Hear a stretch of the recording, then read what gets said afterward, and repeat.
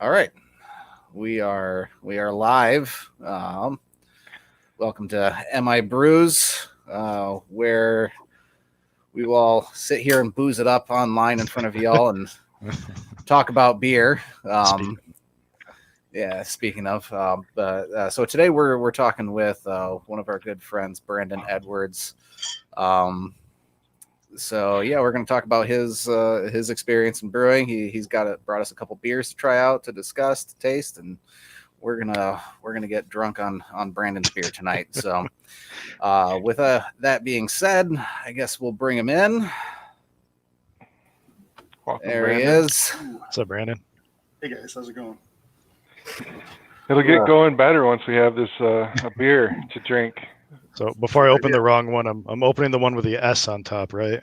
Yes, S All is right. correct. And what am I drinking? You're drinking a table saison, so a little table strength saison. It's like 4.5%.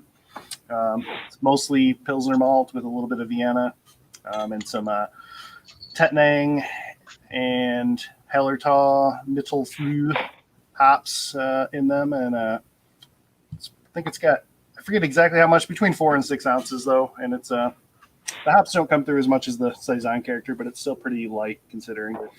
Is this the first table saison you've ever brewed? I've never made one, so like, what was the thought? You just wanted like amazing. a clean, easy drinking beer? Yeah, it does. Pretty color. Yeah. I wanted something almost as crushable as a lager, but I didn't want to, lager something. So that was my thought process. Was I like saisons, and I've mostly made higher ABV ones in the past. So a nice like kind of lawnmower style saison sounded kind of good to me. So It's got I was going for it. nose.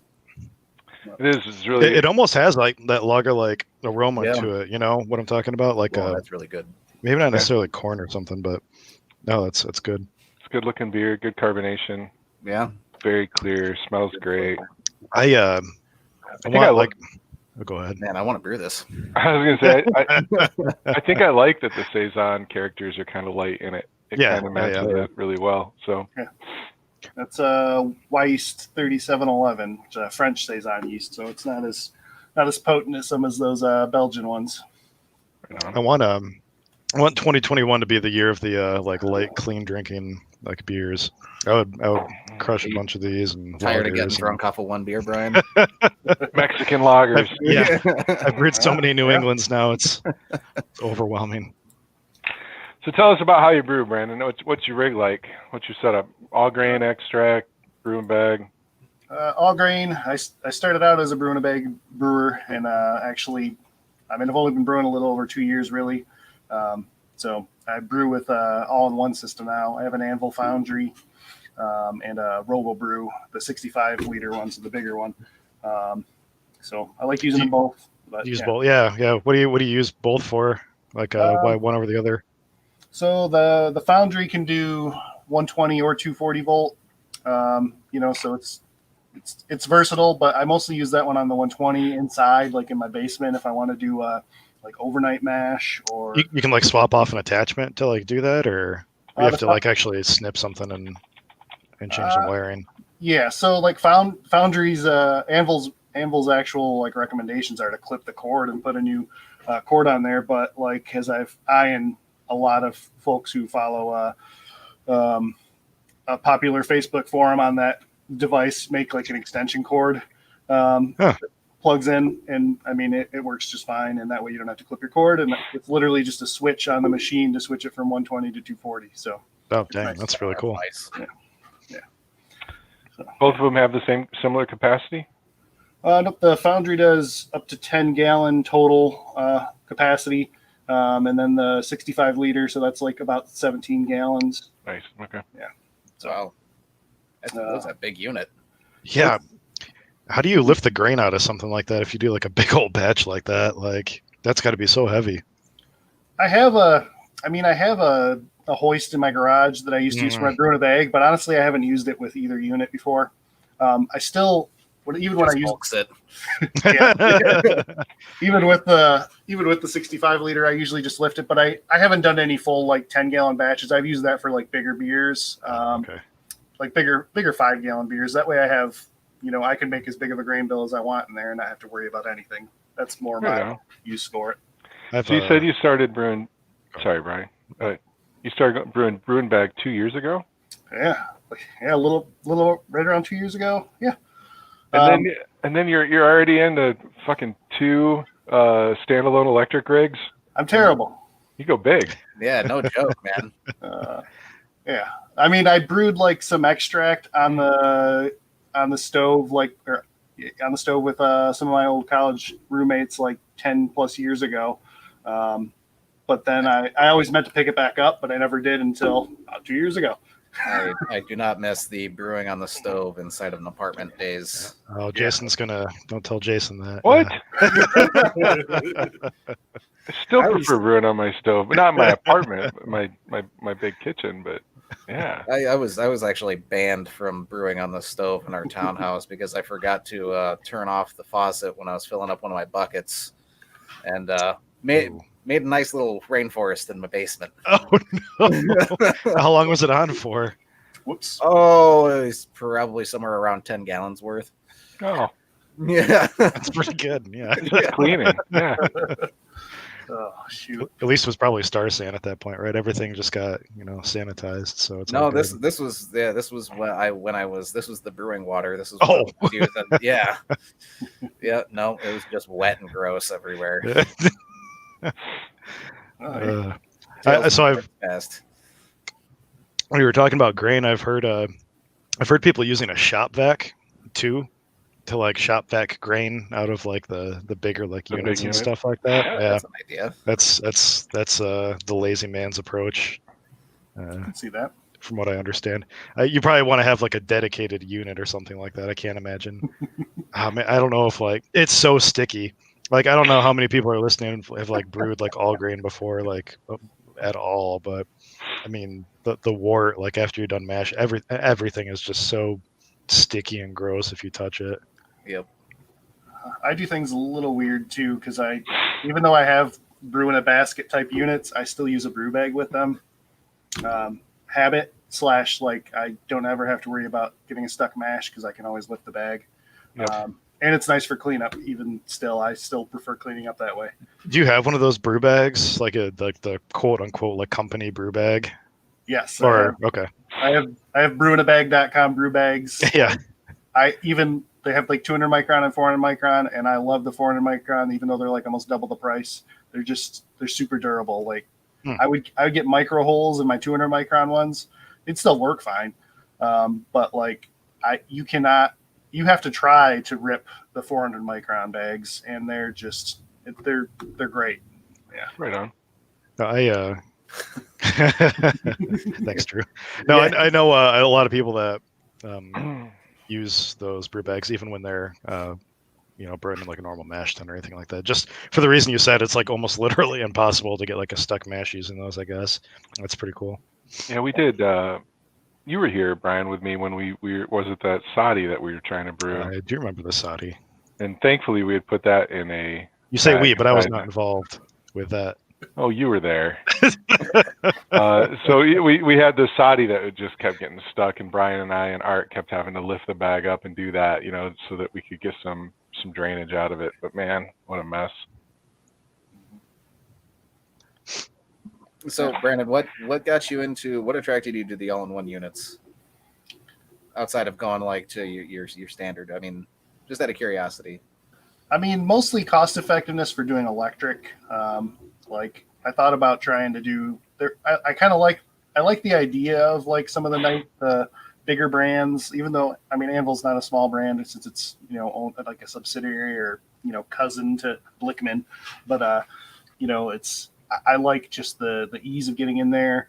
You don't have to worry about having 3 vessels, which I've actually never brewed officially with 3 vessels. I've never even done that. I've always done brew in a bag or the old ones in my short time brewing. Mm-hmm. So, yeah. All right. So easy transition then. Yeah.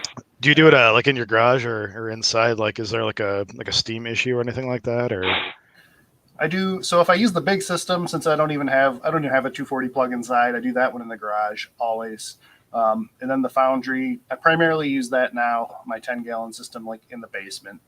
And steam wise, I mean, steam's not a huge issue when I'm running it on 120. Mm-hmm. My wife doesn't like the smell. That's more of an issue. I have used a steam slayer in the past, which is a steam condenser. So it converts the steam to a disgusting smelling liquid. Which it's nice in some ways, but like I also feel like since it's a solid steel unit and I can't see inside, I'm always wanting to look anyways. So it's I wanted that to be the ideal system, but like I just like running it at 120. It's acceptable inside, but eventually I'll probably hook up like some sort of suction system or venting system. But yeah, that's cool. Yeah, so I get the complaints only when I make the big IPAs because I do 90% of my brewing inside. I've got a 3-tier in the garage, but I think we've used it a handful of times. But as long as it's not a big IPA, I usually don't get too many complaints.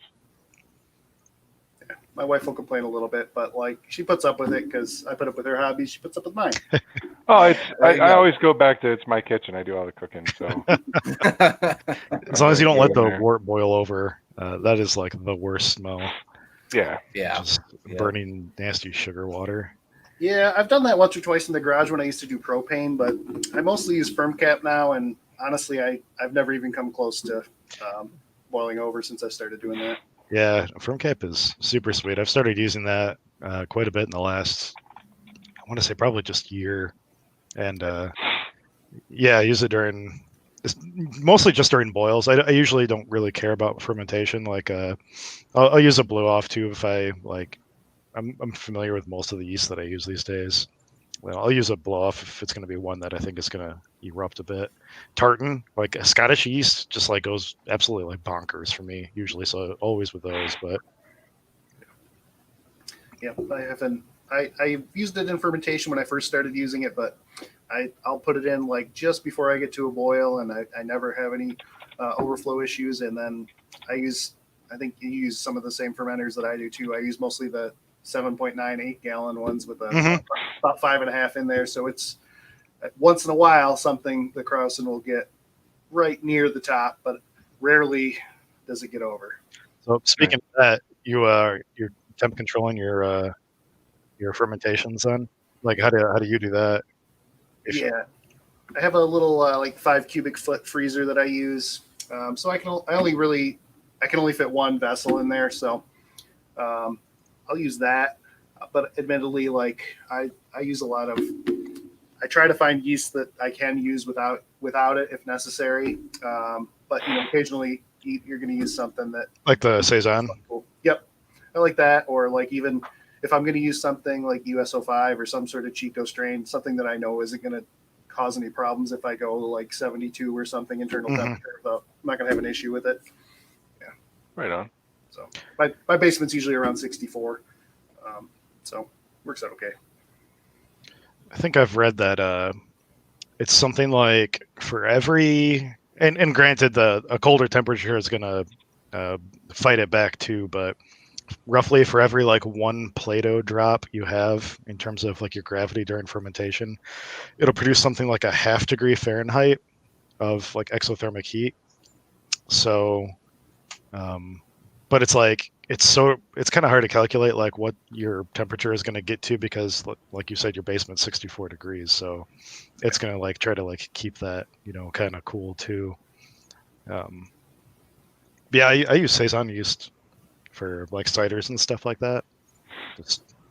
I don't feel like storing my cider and taking up like firm control like chamber room or whatever, so I'll just throw in like a pack of Bell Saison into a cider and it turns out great usually.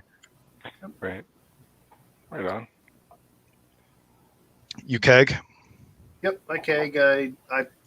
So like I pretty much skipped a lot of the first steps that a lot of people mess with.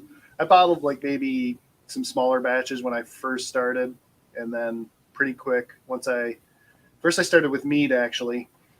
So like I would only do smaller batches. I think I started doing like 2-gallon batches and would do that. And I bottled it for a little bit. but pretty quick, I was like, well, I like mead, but I'm also an impatient guy, kind of by nature, and I decided, mead takes a while, so I want to drink now. So I'm gonna finally do the beer thing and brew some beer.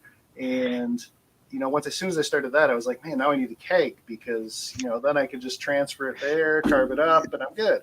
You got a little bit of patience, otherwise you'd just be buying beer from the store all the time. Right. Exactly. Selective patience. Yeah. when you make beer that's better than what you can buy in the store anyway, you gotta sacrifice something. Yeah.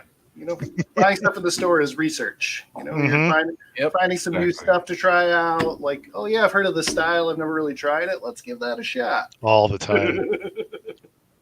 That's it. I have 4 fridges full of research. I got to remember that now. Yeah, I'm no longer buying beer just for my own enjoyment. So I should be able to equate that into my my brewing budget, right? It's all just research, R&D. You have a budget? Yeah. Yep.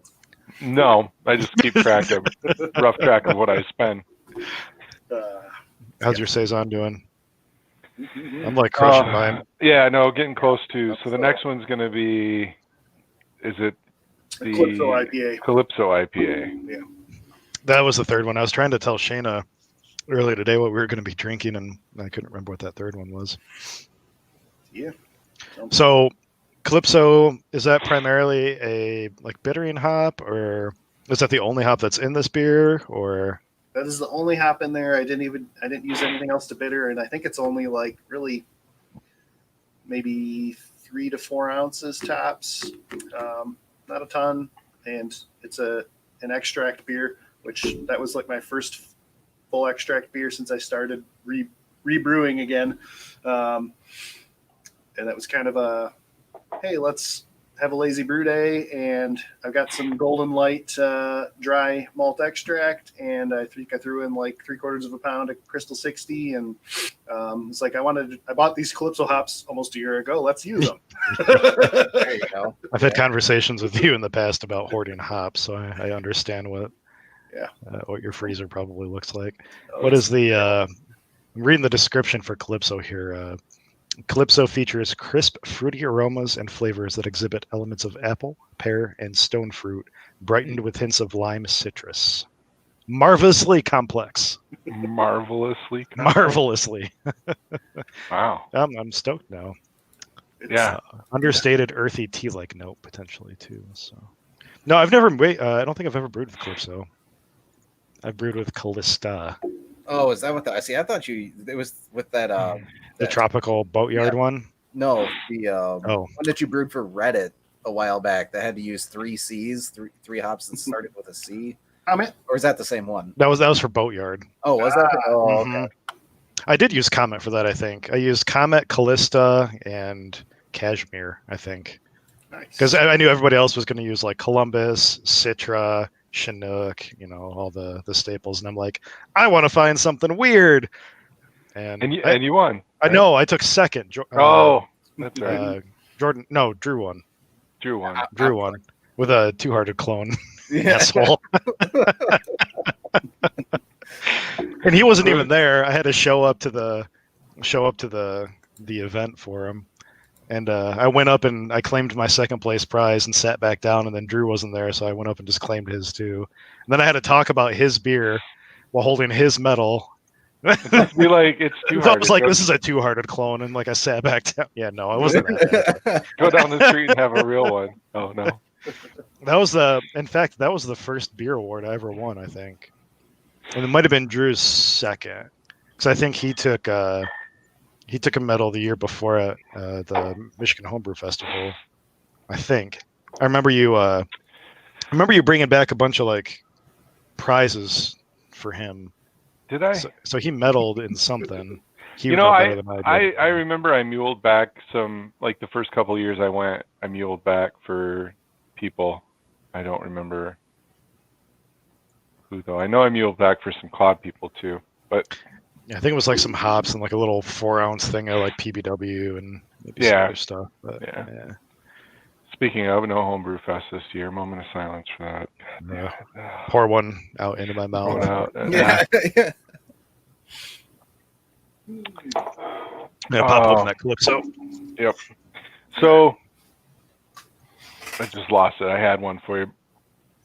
Brandon, we had a show. One of our first episodes actually was us sitting here telling stories as homebrewers about all the crazy fuck ups we've had, or the big messes, or how we just screwed the pooch. So you got to have something. You've been doing it 2 years.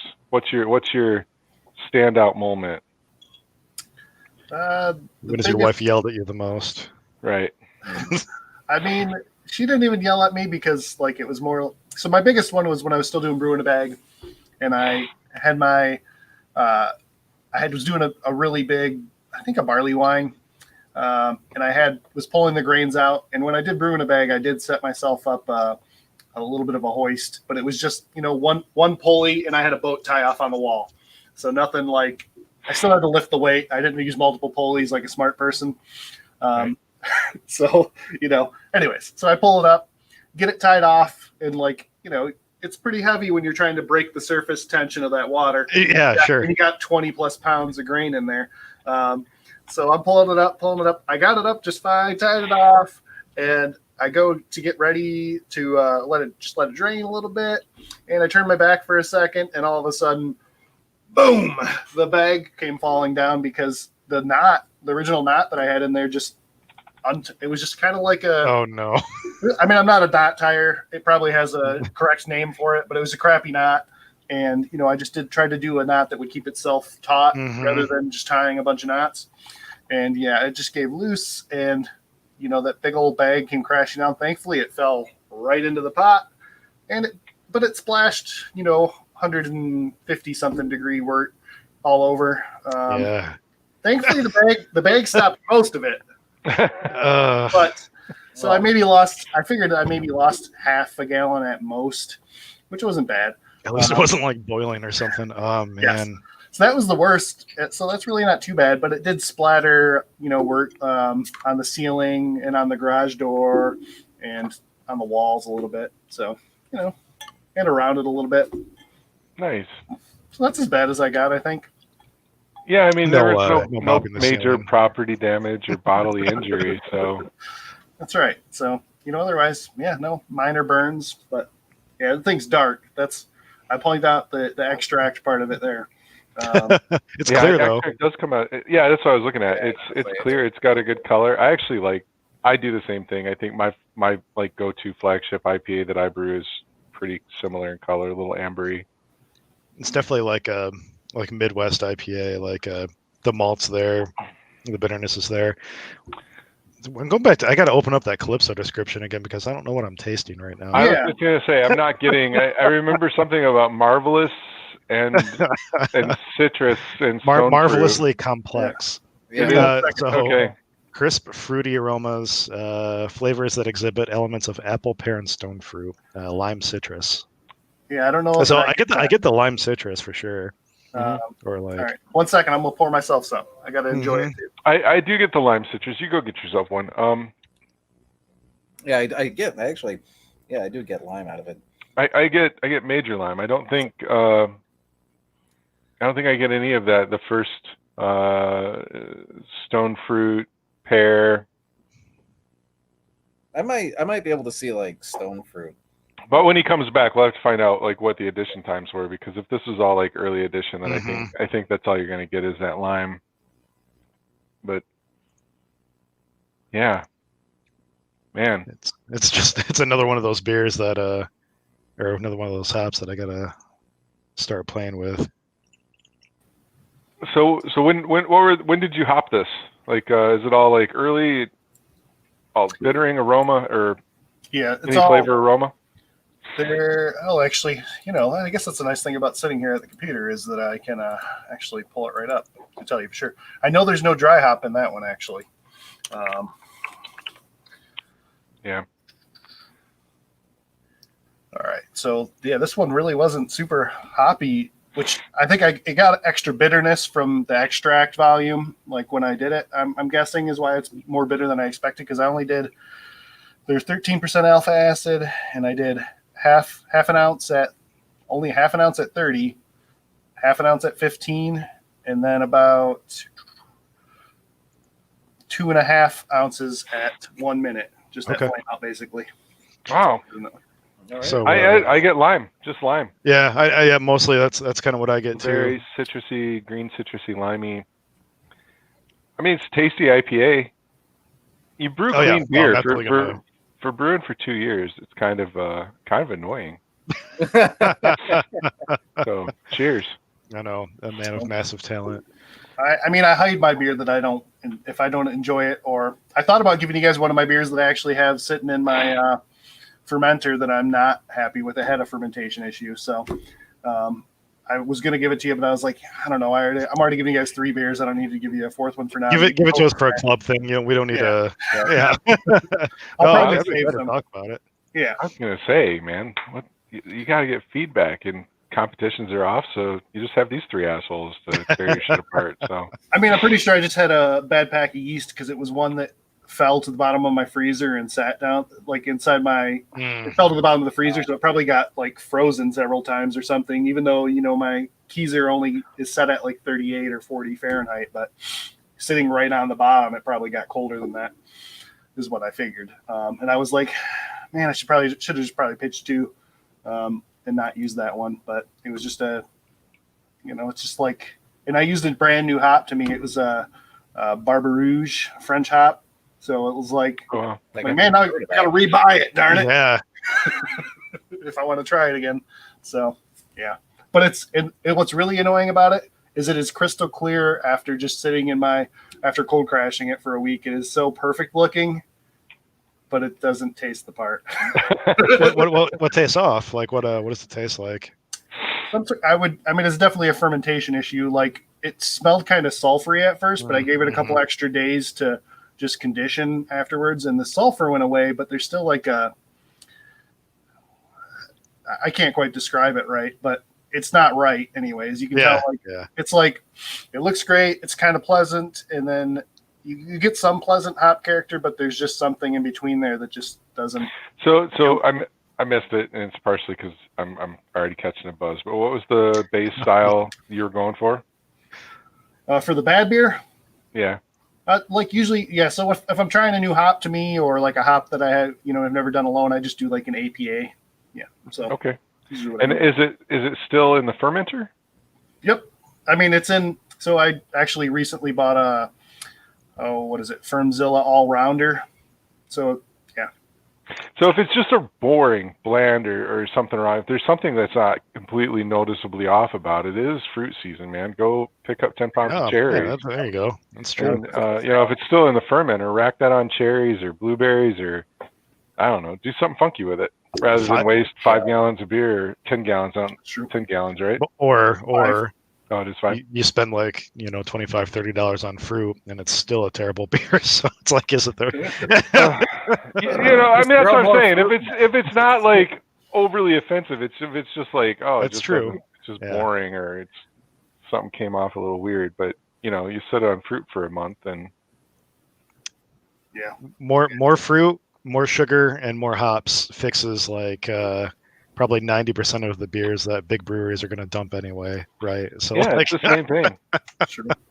It's the same thing. Like, I don't know, somebody may have thrown like some tart strawberry extract in a fucking big batch of their beer once, and look at how well that did.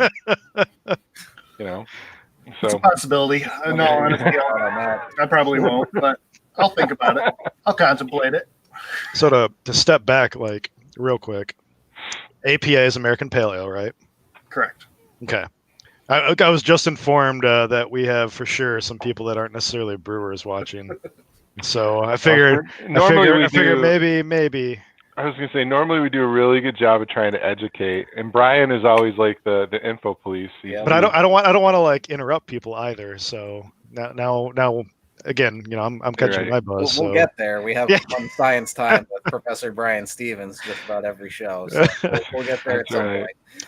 Well, then let's go there right now. So we talked about hopping right now, right? we gotta dig up our banners from last show. Yeah. Hold on. There it is. So we asked Brandon about like his hopping times, and so the reason for that is that generally the longer you boil a hop, the more you boil off a lot of like the more delicate like oils and like thiols and stuff like that the hop oils contain, and you're just left basically converting alpha acids in the hop into isomerized or isoalpha acids, which increase the bitterness and maybe leave like weird flavors. Like some people get like cat pee from like boiled citra, or like boiled mosaic, I think. I'm not sensitive to it, thankfully, but like as you add those like later into the boil, like a minute before you turn off your burner, or even if you chill the beer down to the wort down to like 170 degrees or like lower, you start to not isomerize those alpha acids anymore, and instead of getting extra bitterness from those hops, you start to sort of like blend in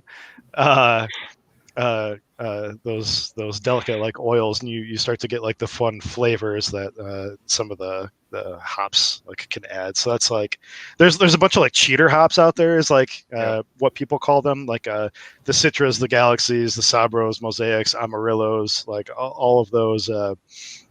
They're so freaking like fruity or aromatic or like citry or anything like that like you can add those really late into the boil or in this low temperature whirlpool phase, and just like turn out an excellent beer as long as you don't screw anything else up. Like that's how most New Englands are made, honestly. It is, like, yeah. There's very little, if any, hops added to the boil. You chill it a little bit. You dump the ever-living shit out of like hops into that wort. But it's amazing how you're getting like the orange. I mean, oh yeah, or yeah. the blueberry off of Mosaic or whatever. It's just the fruit factor comes in crazy in this. Definitely. And so Jason just made a beer that had Brambling Cross, and I can't remember what other hop he used. I'll let him talk about it, but he added these like really, really late into his beer, and the berry flavor that, I mean, he added some oil in there too to help increase the flavor, but even before the oil though, just plants, green plant matter adding berry flavor, right? It's it's crazy. Or banana flavors sometimes. Yarlow. Yeah. Oh, nah. But no,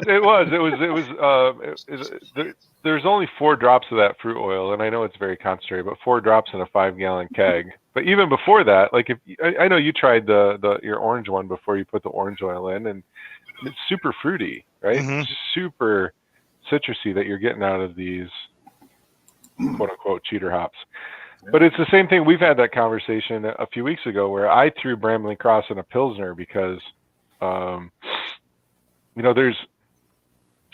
curious to see how some of these more delicately flavored hops are going to come out in kind of that lighter lagery profile. Nobody's really done. Brian and I talked about this anyway. There's nobody really done lagers with some of these fruity, citrusy, berry quality hops, or some of the lower alpha acid hops. They tend to stick with nobles. Yep. In the earthy tones, and so I'm curious to see. I still haven't kegged the damn thing. Yeah. Okay, I think that's Brandon. Wasn't that what you were kind of going for with Barber Rouge? Something kind of lightweight with the. Because I was looking at the hop description of it. It says kumquat, orange, lime, red currant, strawberry, and raspberry. So interesting. Yeah, that sounds like a really cool hop. Yeah, it really does. Yeah, it's definitely. It definitely was just going for something like. That's why I usually shoot for something like an APA when I'm using a new hop, and just trying. I think I did cheat a little bit with that when I used some Northern Brewer to bitter with, because I only had 4 ounces of it, and I wanted to use all 4 ounces for flavor and aroma. Yeah, so I was going for something just different, something to try out, Something to experiment with again in the future. I'm looking at it. I'm thinking I might buy it. Where can you find it? So like I think what I really like going to when I'm trying to just try out a new hop, Farmhouse Supply, I think it is really good. Maybe like Farmhouse Brew Supply. Yes, Farmhouse Brewing Supply. Yeah. They're really good at having 4-ounce packs of like just about any variety of hop. So like if I'm trying something new, and they have pretty good prices and reasonable shipping too. So that's my go-to if it's a new hop that I can't find locally easily. Okay. Yeah, cool. So yeah, they like the 4-ounce packs are my liking since I'm a hop Your jam. Yeah. Just checked. I need to get that brew. Brew One. Brew One. They don't have it. Brandon, you just brewed something with that, right? Yeah. I should have given you guys some of that. The IPA that Bill and I, admittedly, Bill did most of the work. Bill and I did an IPA with Brew One and Sabro. That, and then also actually the last beer we're going to try has some Brew One in it, but I would say that's the least character. It provided the least character to it. The yeast provided the most character to the Philly Sour one. Yeah. No, I was. So you've had the berry cream IPA or milkshake IPA. Brian and I have done an orange version, and then Brian tried to do an orange coconut. And my next one's going to be pineapple. And I guess Brew One throws big pineapple is what Brian was saying. So I'm hoping to get some of that. I'm looking for another pineapple-y hop. Sabro, I think some people get pineapple from that too, even though coconut's like usually. I want to say I've seen people throw that out there for the. Yeah, I was going to say Sabro always, I think, coconut, but I think we saw Denali, right? Is Denali pineapple? I think so. I was looking at that the other day, and that's look it up. It's throwing some. It is. It's pineapple, citrus, and pine. All right. Oh, I wonder if that would be too much. Yeah, I want to avoid anything that could throw pine, especially in the late stage. So, there was another one that I was. I'll look it up. But anyway, that's going to be my next. No, pineapple sounds really good. Really sweet, like vanilla pineapple, like IPA. That sounds solid. Pineapple upside down cake IPA. Oh my God. There you go. Remember that Snyder? I was going to say Galaxy. I brought it up. Yeah. Galaxy and I was going to say Galaxy, and I didn't want to because I for some reason I was thinking Galaxy was all different citrus, but no, they are saying Galaxy and Vic Secret throw pineapple. I always get like a really sort of like dank like flavor from Galaxy. Like it's very like fruity citrus for me, but like in a sort of musty way. Like not a bad musty way, but it just sort of has that like. That's actually one of the people on here says pineapple and weed. Yeah, perfect. Although there's somebody saying El Dorado gives watermelon and pineapple. That one might be good. Better than pineapple and pine, you know. I do want to point out for Mr. Glatz here. Apparently, Denali is called Sultana now. I had no idea. Oh, is there some kind of copyright thing? Yeah. Oh. All the time over those hop names. I got to do this because she's watching. Hey, Leilani. She's a friend of mine. This lady hung out and brewed with us one day in the garage. It was great. Nice. Yeah. This is damn good beer, Brandon. All of my beer. One of those beers. We don't have to talk about that. Oh, all your beer. You can't even crash your beer, right? Jesus. I had an issue. What was it? A couple nights ago. You ever just get like? You ever just drink a lot and you're like, you know what? This beer's ready to be packaged. I can keg this thing. And you're like, I want to start tasting it tomorrow. I had this rye wine that I made that I added a bunch of cherries to. And I was like, I don't want to cold crash this. I want to taste it tomorrow. I don't want to deal with the time. Like my fridge might have had like some stuff in it. I don't know. I was like, I'm going to go keg this. And so I kegged it and it was fine. But I I soaked up a bunch of like random debris inside that fermenter, like probably the little cherry bits and yeast chunks and God knows what else. And the next day, I went to try to attach my liquid line inside the keezer, and just nothing was coming out. I spent the next like probably hour like pulling pieces off the keg, disassembling the tap, like pushing CO2 through like the liquid line in the keg, like Yep. this and that, like just. Don't drink in keg, kids. And then I was gonna say I just did that Saturday, so I sure as well hope that beer turns out good. but if you're not adding fruit to it or like a big ass dry hop, you're probably fine. I But, did. There was a huge dry hop, but it was all in bags. So yeah. I'm But sure you're but fine. this guy gives me so much shit. If I don't if I don't put a CO2 balloon on my beer when I crash it, just your New England.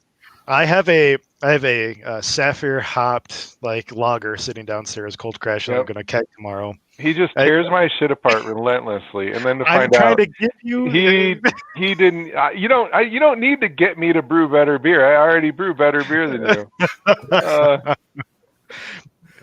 You don't brew to better New Englands than me. I would start to argue with that, Mr. Stevens, man. Little Lad and Little Cream Lad's Dream, great, yeah, and that creamsicle's great. Those are milkshake IPAs. whatever. they're different, Jason. Actually, I only brewed one New England. Like Brian, I was like, I asked him a bunch of questions. I'm like, I'm gonna brew this New England, and he gives me all of his info, and I fucking dumped that thing out. It was a piece of shit. It sucked. Because I did let are you try trying to blame that on me didn't because of all the information that I gave you? Like, No. I listened to Brian and dumped the thing like the fucking trash.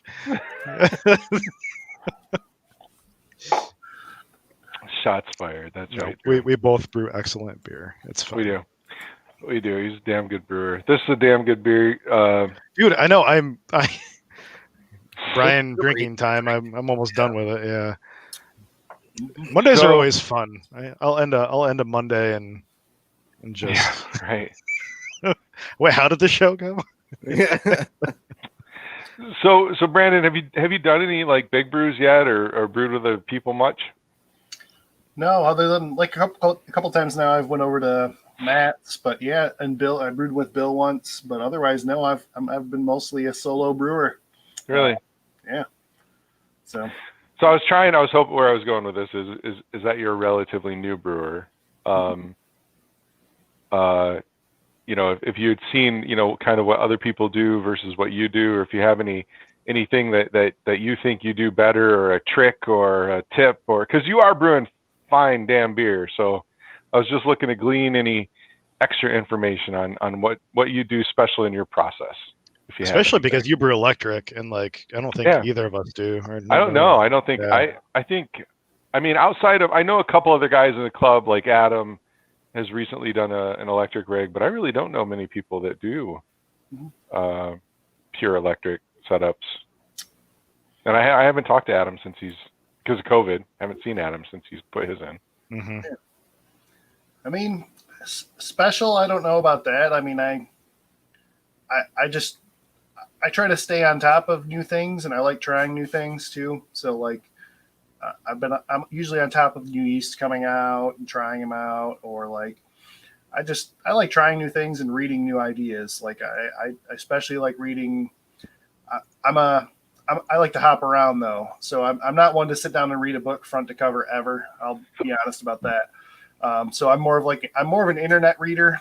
So I browse forums. I keep on top of like what's new. Like if Scott Janish puts something out, yeah, I'll probably follow his advice because he's a smart guy, and if it has to do with hops, I like following his advice. Let's talk about that. Like, what are your like recommended like reading like sites or blogs or forums or whatever? Like when a new yeast comes out, how do you get the heads up? I mean, finding out about it, like I'm a big fan of dry yeast, especially newer dry yeast, just for convenience and keeping it around. So like one thing I think more people should be more aware of, homebrewers, is following like Lalamond on YouTube. They put out some high quality videos lately, like just talking about their new yeast. I mean, they are mostly for pushing their product, but But they bring out intelligent people explaining how things work, and I see like they don't get a ton of viewership either though. So it makes me kind of think like, that's one way. I like the community on Reddit, but like with any community, you got to take things with a grain of salt and find multiple sources. Like homebrewing is like become there's tons of mythology that's incorrect and correct that people follow for years and still repeat to this day. Like don't squeeze the bag and those types of things with brewing a bag. Like I remember that. People still debate about it. I just saw a thread today about it on on Facebook, like a Facebook group. Facebook groups are good too, but like there's so many people on there that you're going to get a whole mix of advice. So just having multiple sources and talking with fellow homebrewers. Honestly, I'm a big fan of our club. When we do have it, I miss the meetings in person too. But like a lot of, I think brewing's full of anecdotal evidence or anecdotal opinions too. But just like with anything that I follow, I mean, you can't get things from one source. You got to shop around and find the trusted sources, which sometimes isn't easy. But certain people like I mentioned, Scott Janish is great to follow. I mean, there's some more. I could probably think better if I didn't have beer in me. But I like Brewosophy, but again, that's not, a one-off study or one-off triangle test doesn't prove a theory. It's just, but it's a better source than Joe Schmo on Facebook telling you don't squeeze the bag. It's more like condensed and anecdotal like evidence, right? Like, So I get that. Brewosophy does a pretty good job of trying to eliminate bias in their studies as much as possible. Agreed. So but single source still. You mentioned Lamaland and you got the Philly East. That's Lamaland, right? Lamaland. Lamaland. I can't say their damn name, but I was just going to give them a shout out because they are a really cool company. Before COVID happened, we had a competition in the club, and I pinged them. Thanks to actually Jason Glatz, tipped me off, and I pinged them, and they sent me a shit ton of yeast for free to use in the club. And you still have some of that? I do actually, but we never really got to give them the recognition because like right after that happened, I think COVID, I was traveling and COVID hit. So it is a cool company. I am super excited to try your Philly sour, which is next.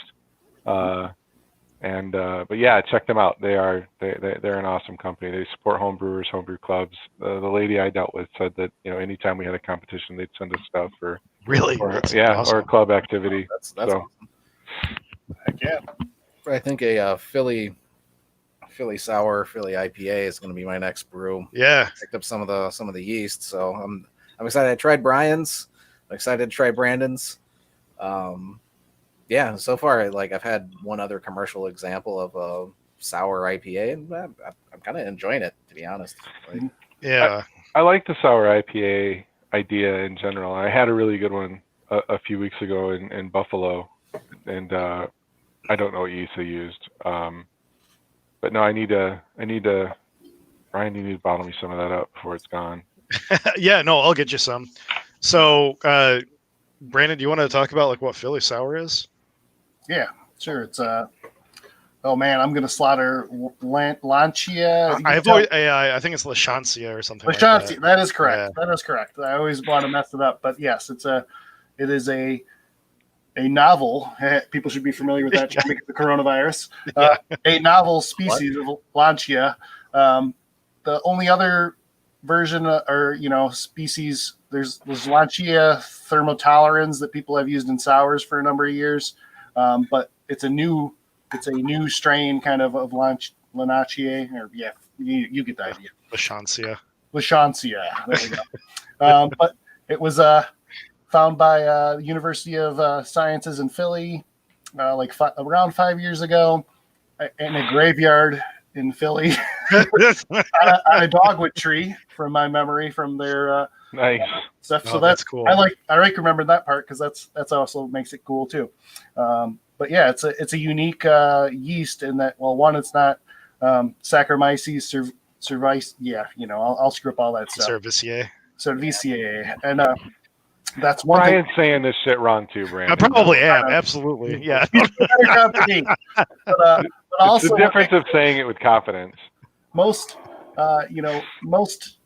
most brewers yeast, Saccharomyces type, they pretty much just only produce ethanol, to get you drunk.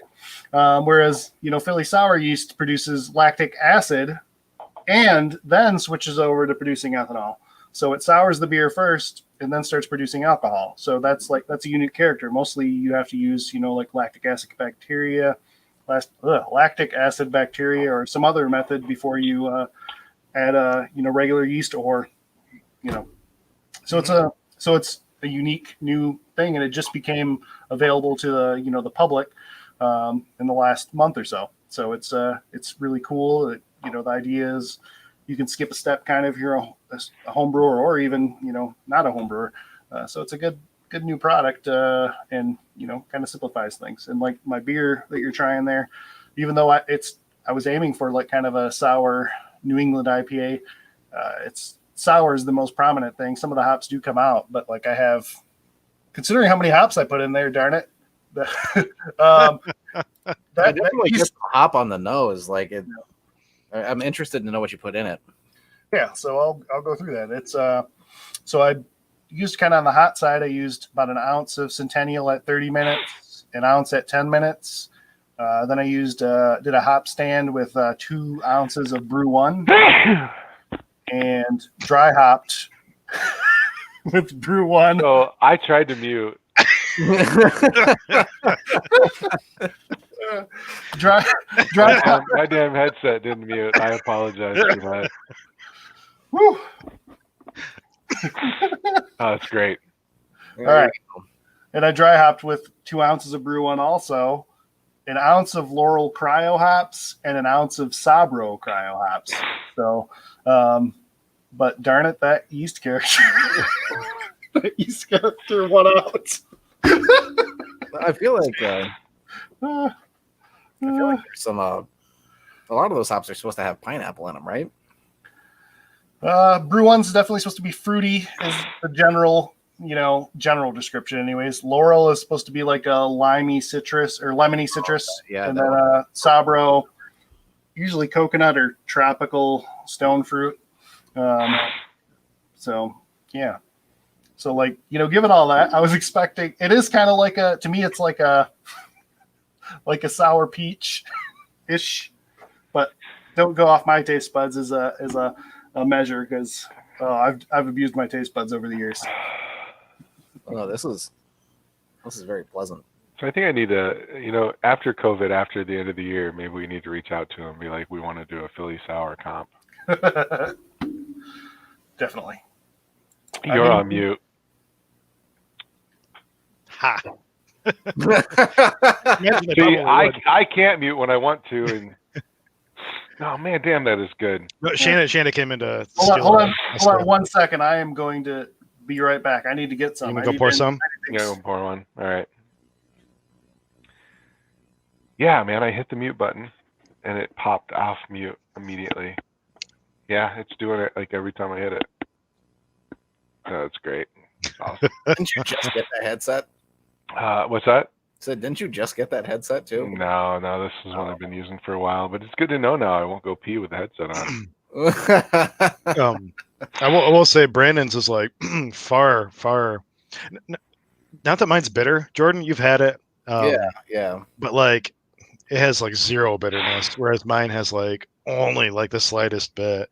Yeah. And yours was a bit darker too. Like this is quite. Well, the pictures I saw online, yours look like neon. Does it still carry that through? Is it? I think it's pretty light, honestly. Really? Like it's more of like a milky, like yellow color. Yeah. You know what? I'm thinking of something else. Different beer I had last night. No, this is really good. I do get like tart peach, like a fruity. Oh, he's back. Sorry, let's bring him in. So I don't know if he mentioned it or not, but I'm here. Lalaman was saying that, or maybe it was Dr. Farber, who leads like the the lab at the University of Sciences, but something like what is it, Brandon? Like something like 2% glucose, like in the malt bill, tends to make the flavor profile drift more towards like peach and stone fruit rather than like red apple or something.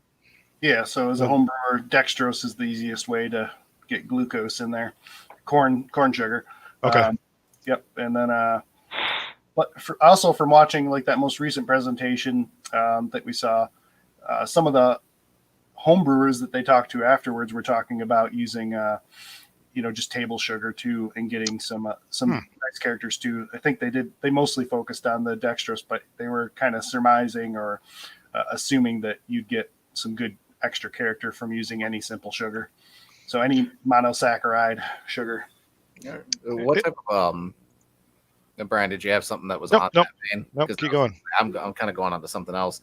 We were talking about fermentation control earlier. How did you use it with this yeast strain? Like, what was did you just leave it out like you said you kind of do, you try to shoot for, or was this something you put in your firm chamber?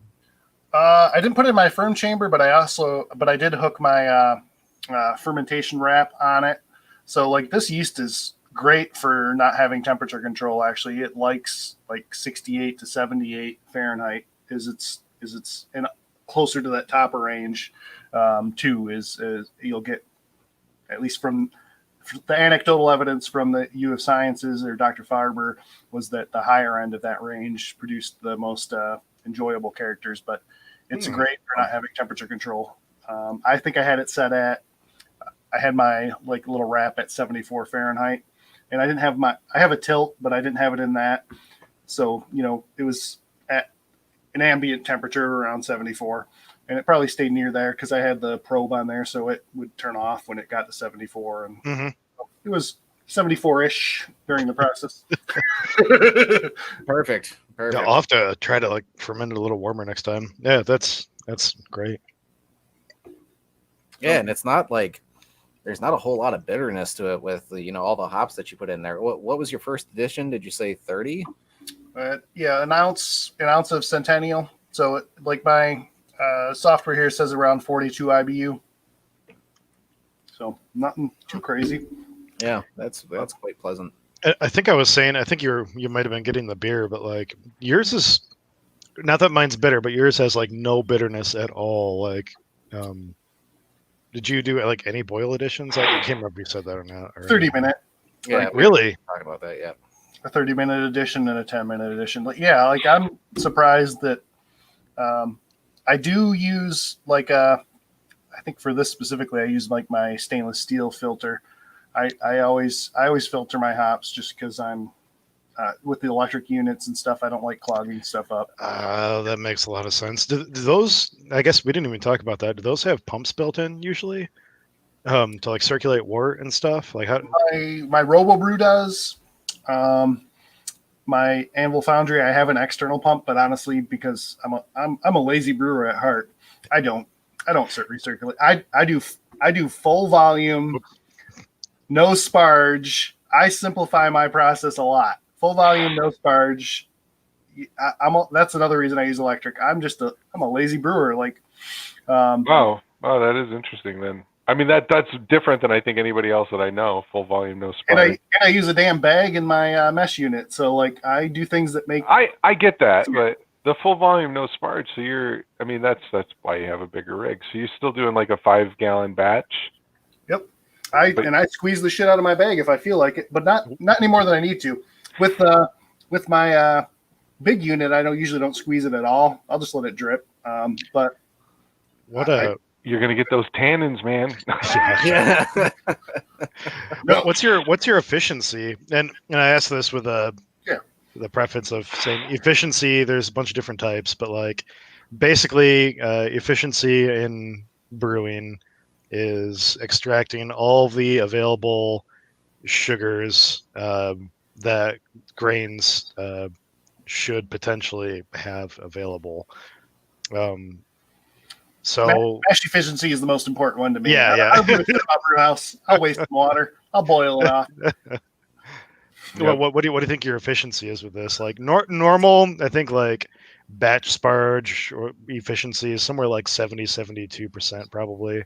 Meaning that like those are exactly my numbers that I was going to Okay, give. 70 perfect. to 72 with doing full volume, no sparge. So, Wow. Okay, well, that's really good. That is really good. I mean, I guess if I had a big ass mash tun too, I might be more inclined to do it. But I'm pretty much filling up doing batch barge. So part of the reason I do it that way, though, especially with the big unit, I kind of have to do full sparge if I want to get good efficiency with that, because the Rover Brew has about 3-gallon dead space under the mash bucket. You know. No, I get that. Yeah. So if I want to have a good ratio there for grain to water, I kind of need to do full volume in my opinion, because whenever I haven't, it's been super thick and it's it just makes it more difficult actually. That makes sense. I will say sometimes I might get with the bigger unit, sometimes with the Rover Brew, sometimes I will drop down to like 68, but usually if I do an overnight mash, I can smash that 72 a little bit higher too. I've been trying to mostly do that for beers that I want to have a lower final gravity though, because you tend to, by the time I'm going to pull my grain, the enzymes are dead because they've had like 8 hours to do the thing. You've gone through all the temperature ranges, and so I don't think I've ever done an overnight mash before. I have not either. I know Brian Valier used to be a big advocate of like going home on lunch, starting a mash, and then going back to work and coming home and finishing his brew day. I've actually, I've never really known anybody that's done an overnight mash. I know other people, even pro brewers, that are actually going the other way, and doing shorter 30-minute mash or whatever. But and I think actually Bell's, because I know Bell's does a shorter mash cycle because they're actually spraying. Yeah, they wet hot grind. water. They wet grind their grain, so they're doing a short mash for like two hearted and stuff. But I've never heard of an overnight mash. I've never actually heard of somebody doing it. I've heard of it. Okay, that's cool. I'm a big fan of it. Especially with electric units, it's not a problem because I can just set the temperature where I want. I don't have to worry about it dropping to like a quote unquote dangerous temperature for lactic acid bacteria forming or getting in there or something. Right. Yeah, you can keep it at whatever a set temp all night long. Yeah.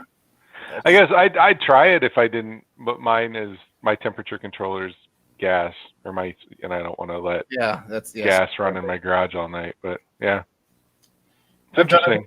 I did it once with brew in a bag, and I think overnight I dropped from like 152 to like 130 or so, with it insulated and wrapped and stuff. But I would do it then, but it's definitely easier with electric, Yeah. Right on. So any let's see. I think we've covered a lot of topics, but any plans on going pro? You gonna quit your day job anytime soon?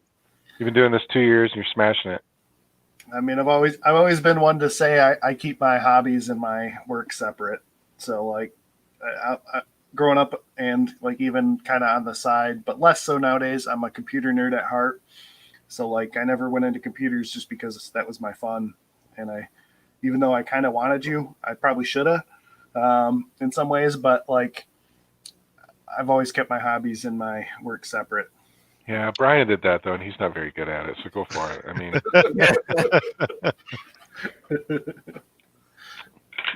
No, I get it. I get it. I want to keep mine separate too. I've talked to somebody. I respect everybody that does it. Thank God we have craft brewers out there that are making good beer. But you talk to some brewers that go into it and then they find out they spend more time being a salesman or running a restaurant or things like that just make me want to keep it a hobby and enjoy it. I feel you. Yeah. You want to answer Drew's question? I don't know if I'm the only one that's had this yet, but I can talk about Marble Roast. I have not had it yet. Sorry if I'm like burping into the mic. Shit. I know. I'll keep it up. No, so I I brought one over to your house, Jason, right? Yeah.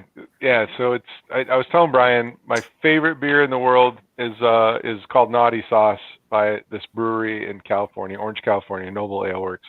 If they're watching, we will definitely do a Not Michigan Brews episode. Yeah. For some reason, I would love to have the Get a guys new from logo Noble on. Yeah, I'll put on the logo there. I'll put a big red Not Michigan Brews across it. But it's a Java, a cocoa Java, white milk stout, and but they serve it on nitro, and it's the best beer in the world. And I was telling Brian about it. I love it.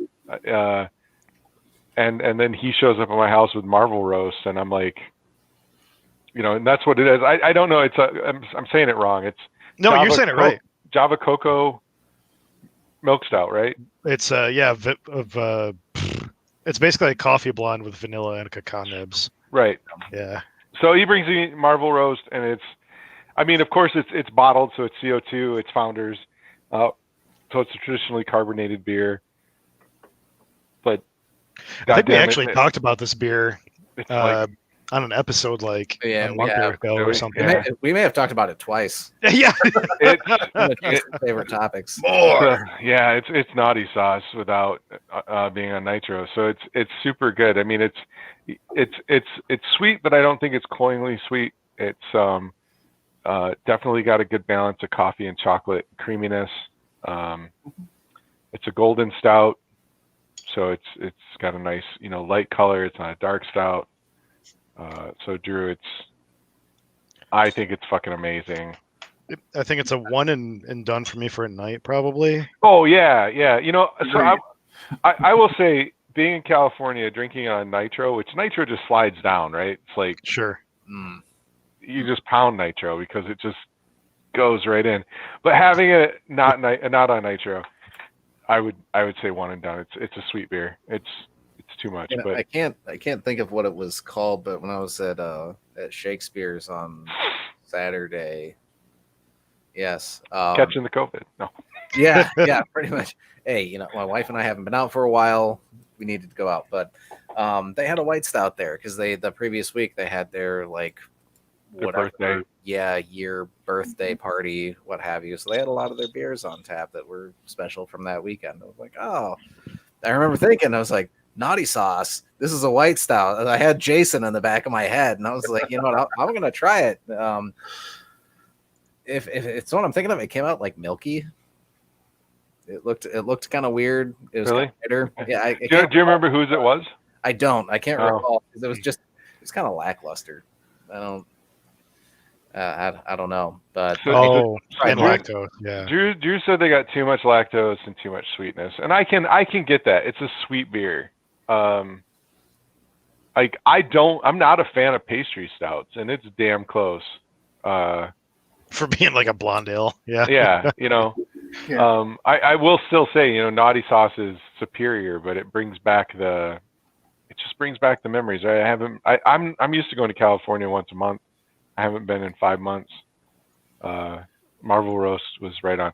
ArcLight, just to keep it, Michigan and tag a brew on, as Ded says. ArcLight does a version called Swayze Crazy. Patrick Swayze. I'm not sure when he does it. I think it's in the fall. Coming up on fall. I do. I'll double check that. But so if you liked Marvel Roast, or if you thought Marvel Roast was like Drew, like indifferent to it, then I would really suggest trying to get some Swayze Crazy from ArcLight. It's a slightly drier version, not as sweet, but same mentality. It's a white stout with coffee and cocoa. Yeah, I would say if I find a beer that I don't like, I'll probably try 6 more variances of it just to make sure I don't like it. I'm actually, so they just at ArcLight just did a version last year or earlier this year on brandy barrels. So picture Marvel Roast in a brandy barrel. I haven't tried it yet. I got a bottle downstairs. Interesting. Okay. I was thinking of that. I had a few beers that were aged in tequila barrels this weekend.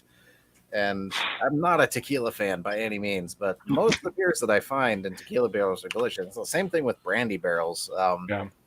When I was in Grand Rapids, I think it was Grand Rapids.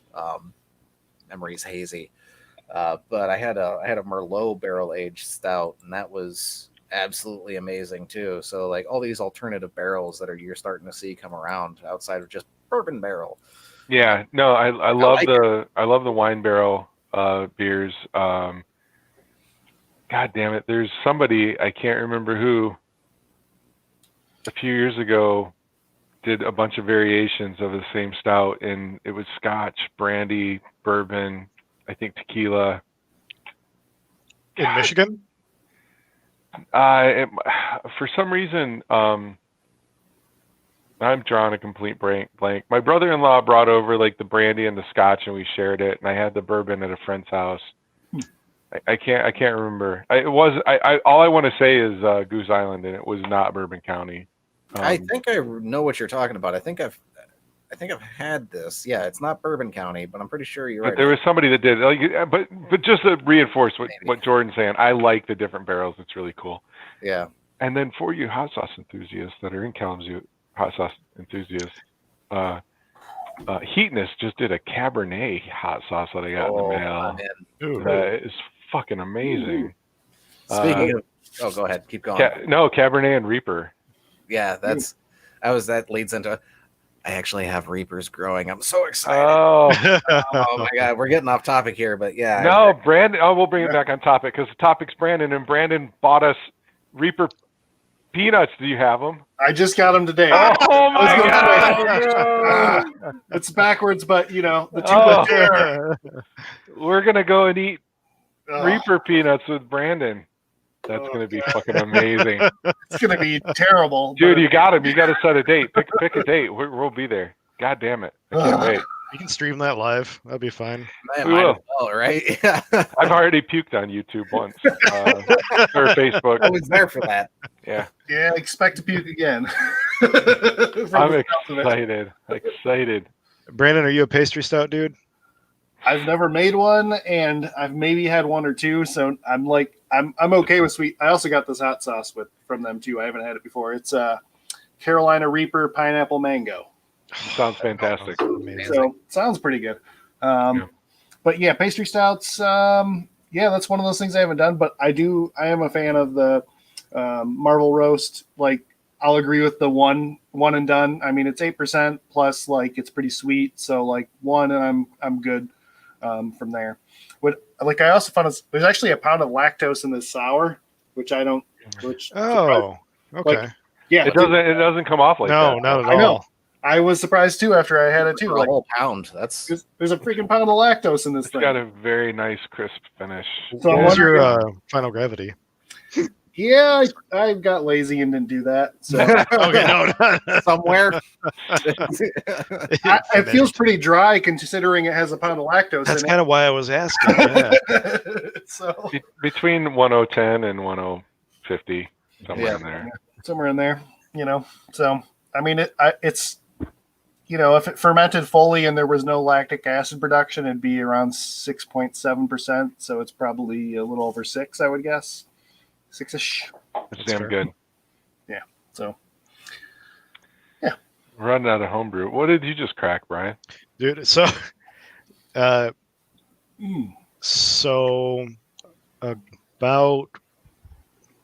when was it? Over a month ago. A bunch of us got together and did a socially distanced exchange of our big brew beers. And for those that don't know what Big Brew Day is, the first Saturday, I believe in May of every year is National Homebrew Day?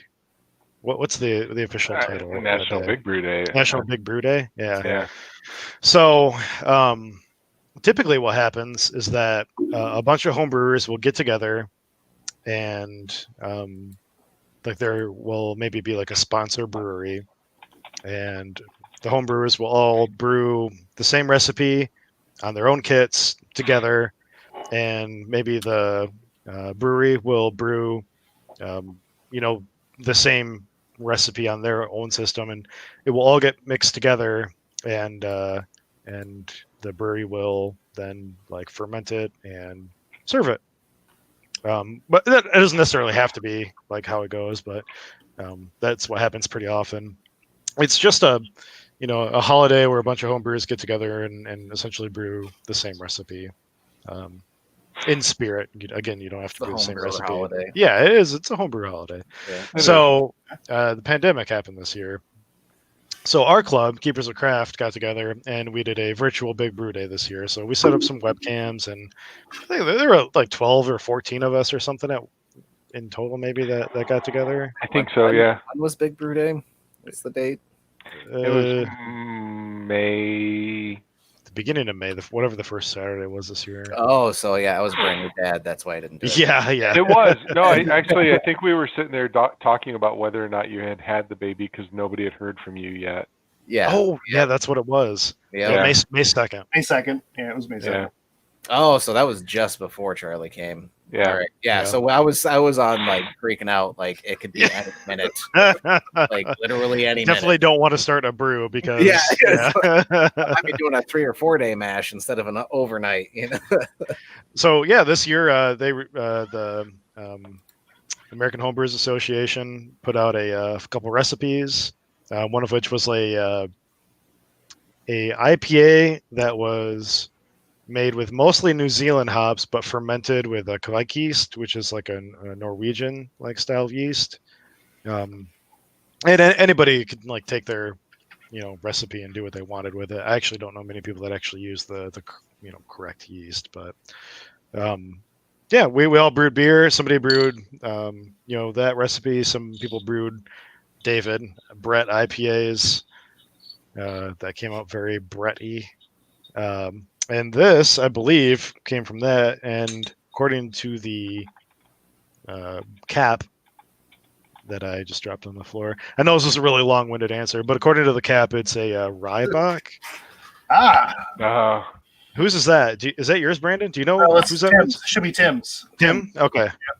Tim. So that's what I'm drinking. Right on. And it tastes rye and baki. Really? That was a long answer. Yeah. So going to the comments, Molly has asked when mead day is, and it was 2 days ago. You missed it. Oh. August Wait, was 1st. it really? Yes, August 1st, 2020 is the National Mead Day for the American Homebrewers Association. Didn't know that.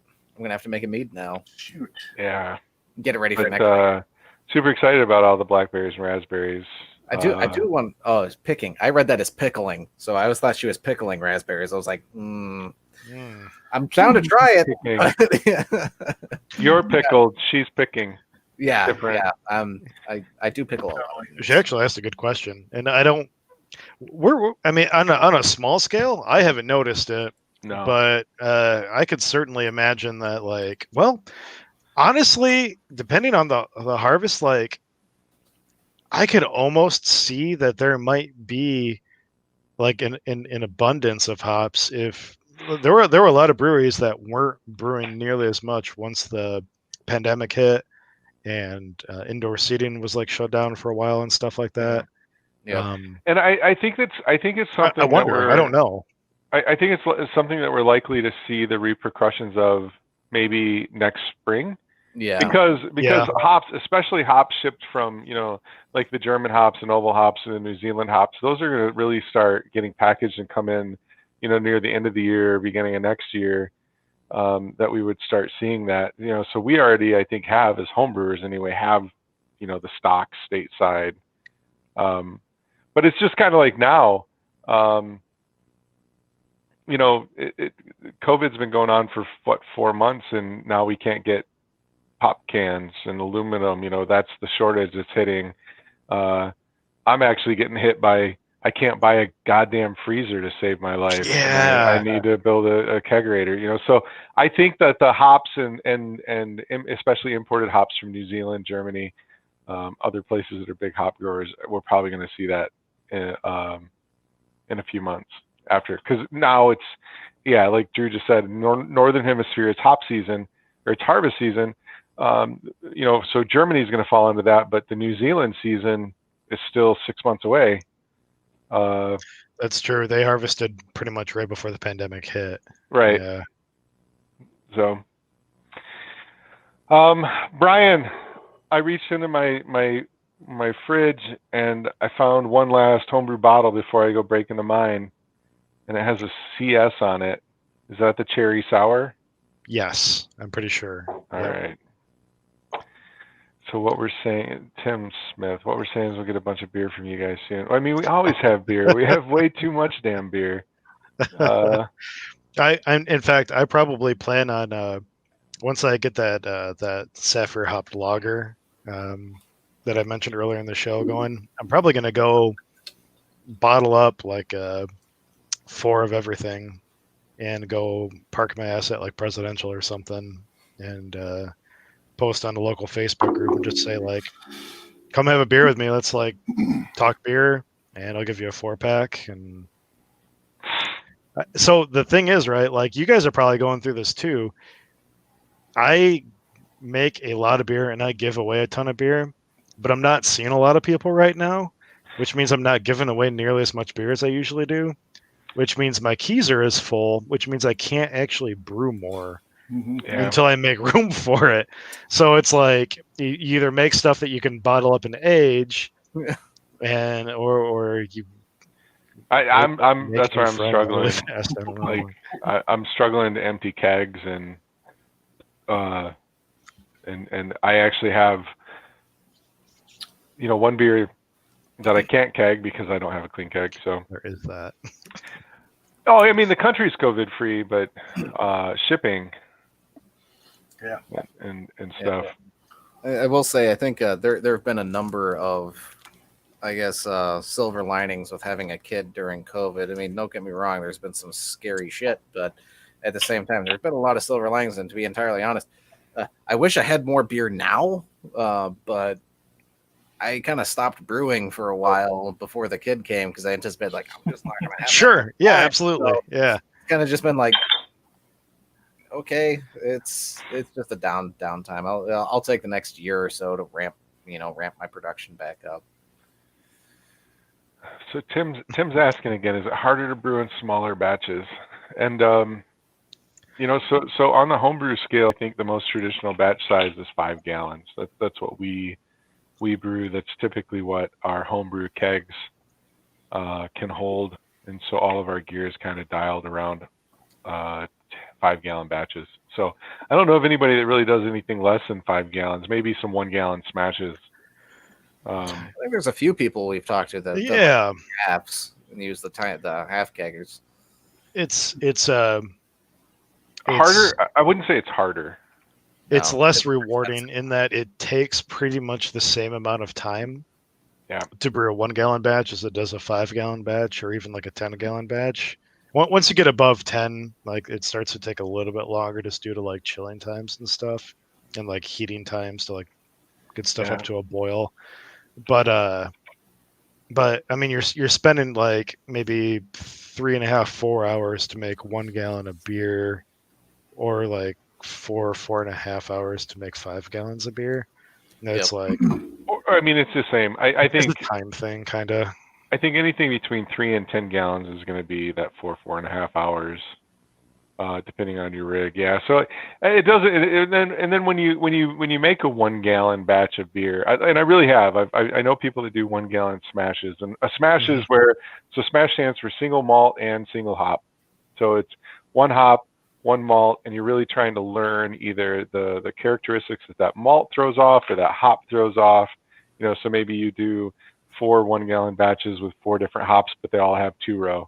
So now you're learning the different hops, or you do the same thing in reverse with different malts, Munich, Maris Otter, 2-row. I don't know who really does that, but anyway. But when you ferment that beer, that 1 gallon, you're getting like what, 6, 5, not even 6, probably 4 or 5 bottles of beer out of that. Probably 10 out of a gallon. Yeah, it's 12 ounces. There's 128 ounces in a gallon. 100 and what? And we're drunk. 128 divided by 12 is about 10 with some give. But then you get some. So maybe 9. You got Trub. Maybe You got 9. Trub. 8, 9. That's what I'm saying. That's what I'm saying. You got 128. You're going to lose at least a third of that for a Trub. So, okay, maybe 9, but still, it's not worth it. Brew 5 gallons. What's Ron? Oh, happy. Oh, happy to help with the beer. We all have too much beer. Ron and the new bar. The new bar is not done yet, and COVID. Yeah. So, actually, the guy's supposed to come tomorrow to finish the trim of the doors, and then, it's on me at that point. I'm breaking in. I got Brian just disappeared, but I've got Brian Stevens sour NEPA. Oh, you got the lucky bastard. I can't even get any of that. Just not in the club, Jason. The hell, man. You would think that I could at least. I spend 8 hours a day with the asshole online anyway. He's not here right now. I'm drinking Brian Stevens cherry sour. All right. I wish I could pan his camera to see if Shayna's still laying on the floor. Yeah. She's creeping. She's probably watching. She's right. Judging you right now. That's fine. So tell me about his sour New England.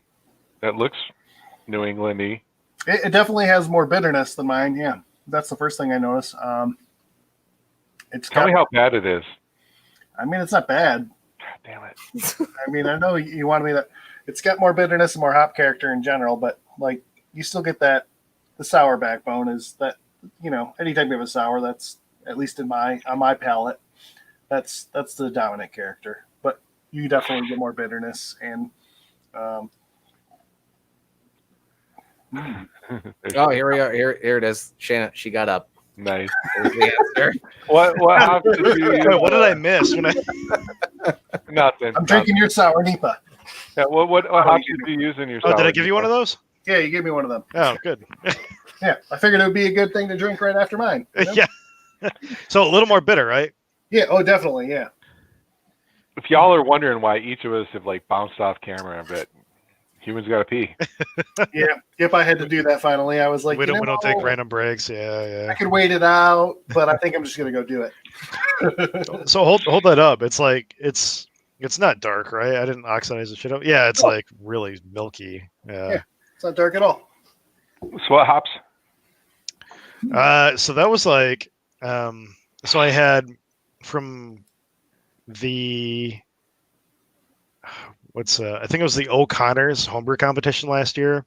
I had a 2-ounce bag of Brew One and a 2-ounce bag of Sabro that they gave me, so I used those. And then I had a 4-ounce thing of Citra that I had vacuum packed, and I think a little Amarillo. This was just things that I had vacuum packed that I just needed to use. And so it basically those 4 hops. I really look forward to trying it. Do you? I do, actually. I don't know why. No. Molly is coming in with the questions. What is the absolute favorite part of the brewing process?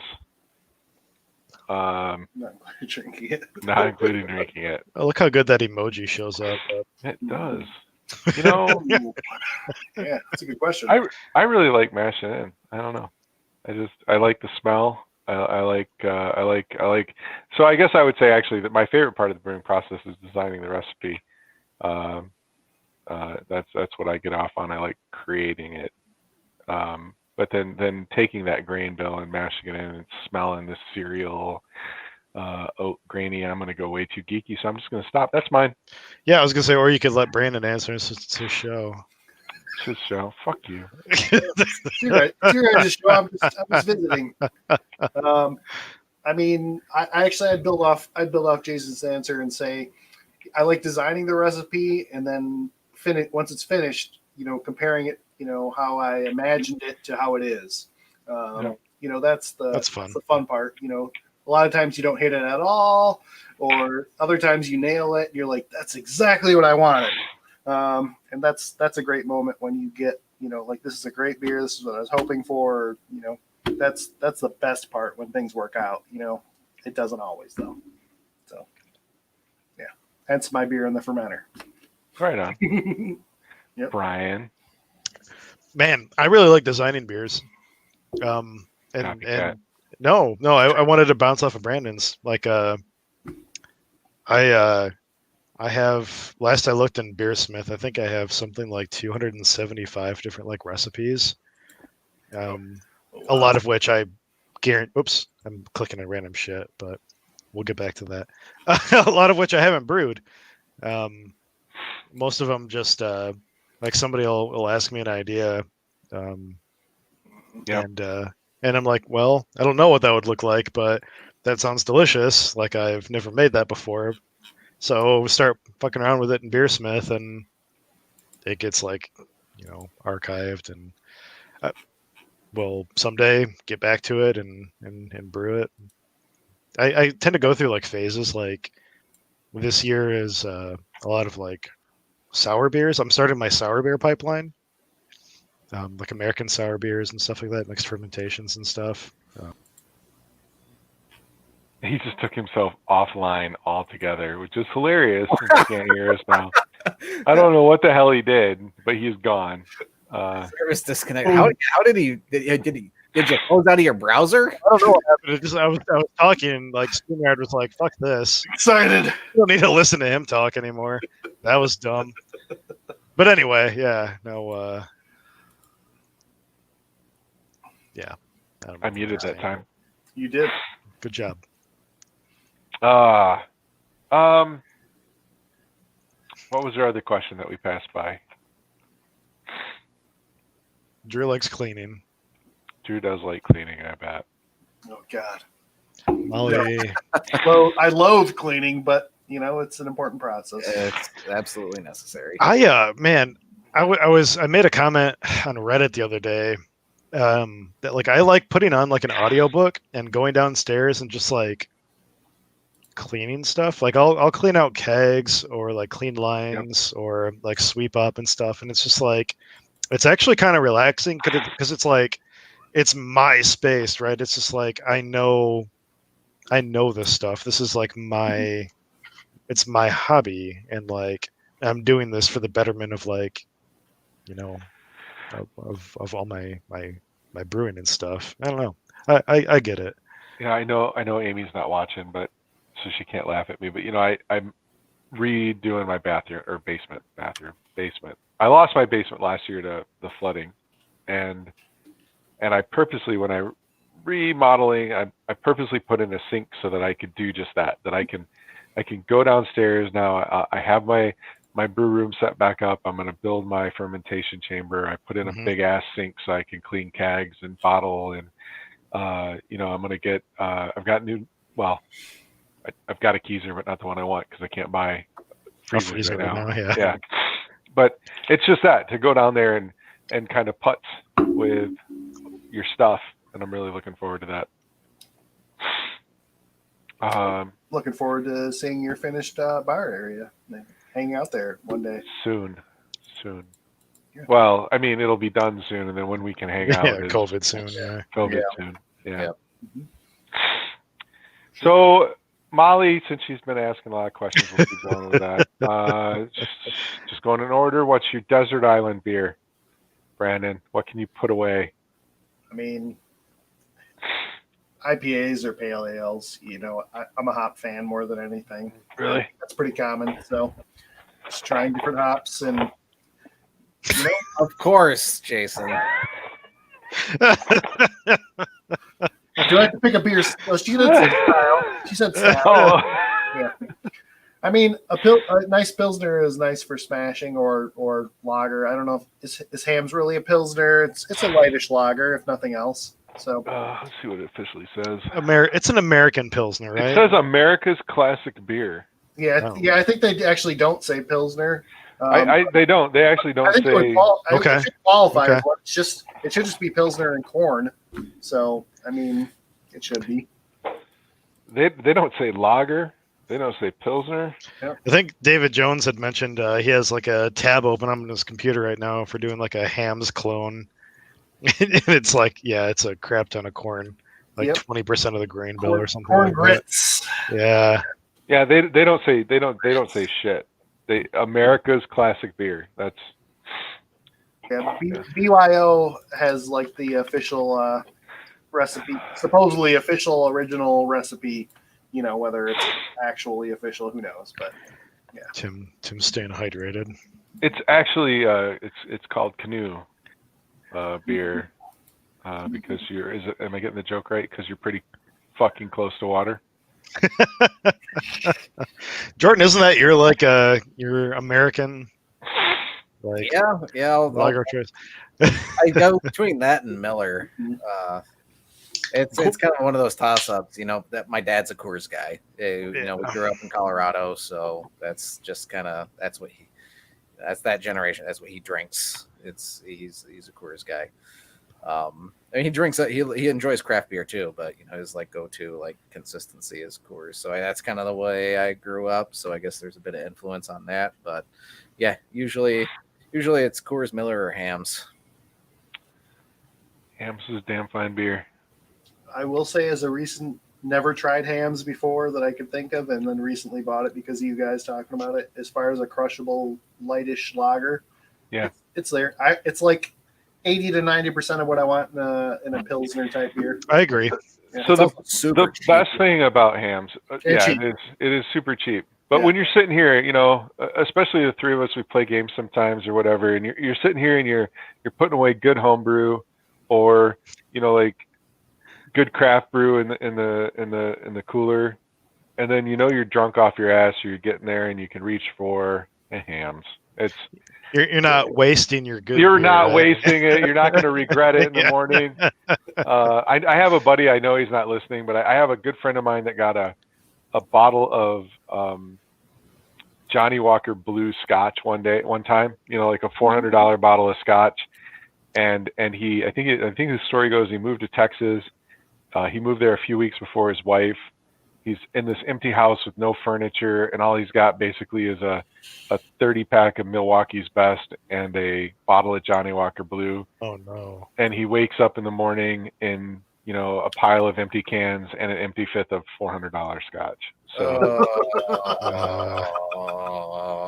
that's regret.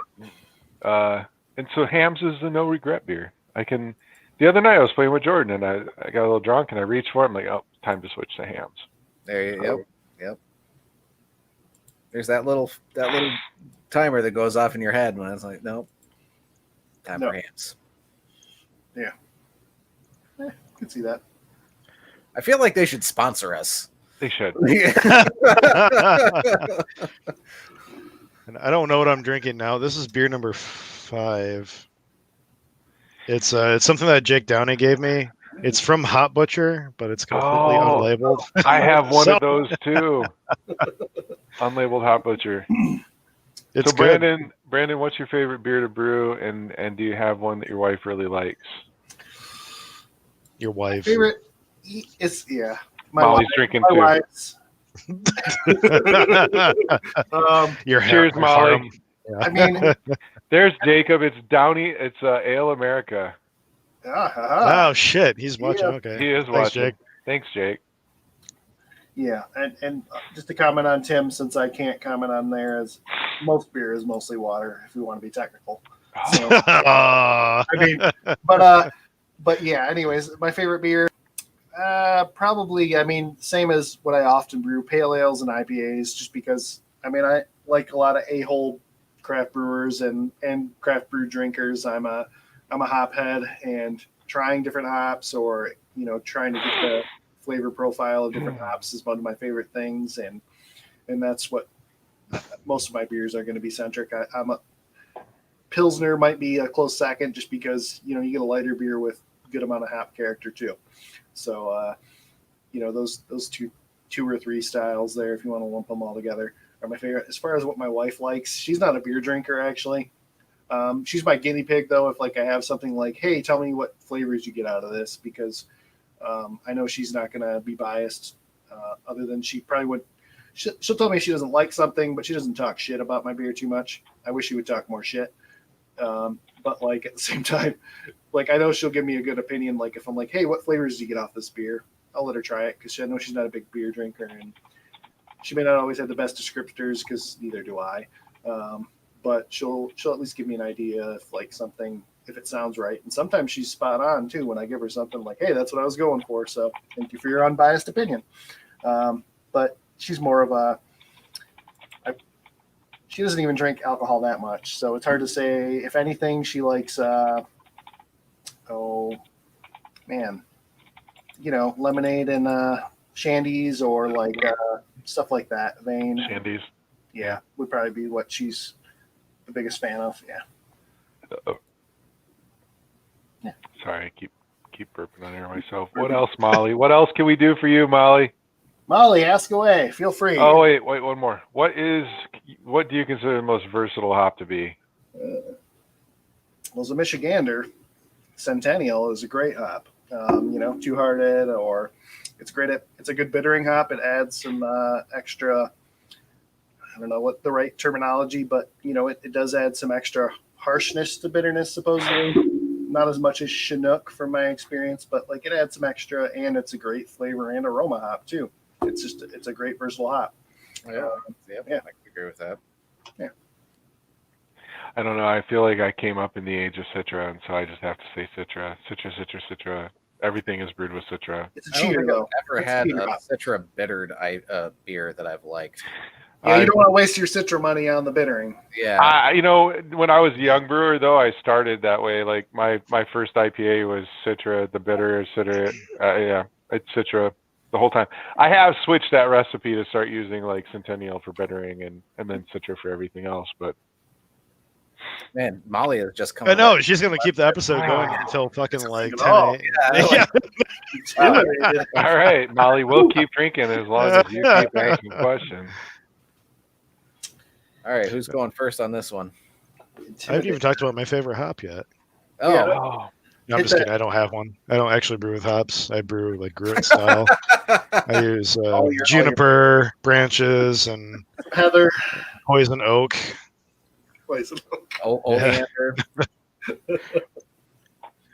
I've taken offense to the American Homebrewers Association, so I brew all my beers with, Oh dang! poison oak and sumac and stuff, and send them in for tastings.